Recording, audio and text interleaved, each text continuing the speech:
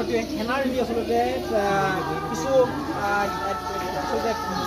ইয়াত যি বাধ্য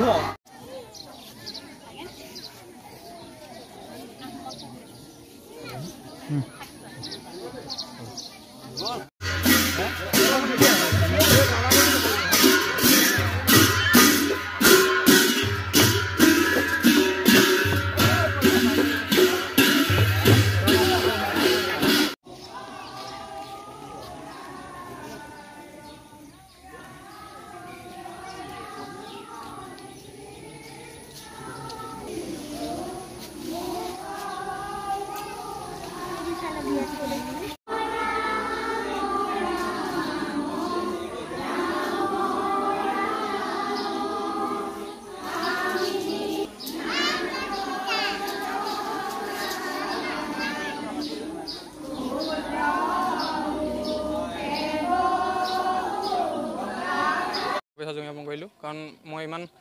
ভবা নাছিলোঁ যে ইমান দৰে এনেকৈ আদৰণি জনাব ইমান এক্সপেক্ট কৰা নাছিলোঁ মই তাৰ উপৰিও মই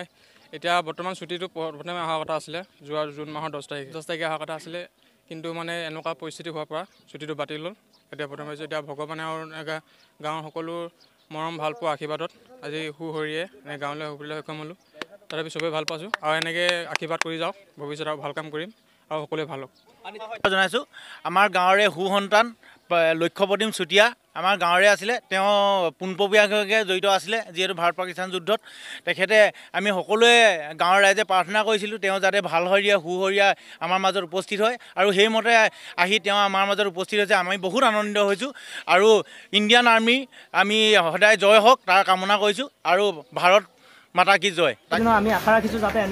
এনেদৰে তেখেতে দেশ মাতৃৰ কামত নিয়োজিত থাকক আৰু আমাৰ দেশৰ যাতে যি ৰক্ষা তেখেতলোকে সকলোৱে যাতে তেখেতলোকৰ যিখিনি স্থলসেনা বাহিনীয়ে হওক বা বায়ু সেনা বাহিনীয়ে হওক বা তেখেতলোকে যাতে দেশখন সুন্দৰভাৱে ৰক্ষা কৰক তাকে আমি কামনা কৰিছোঁ।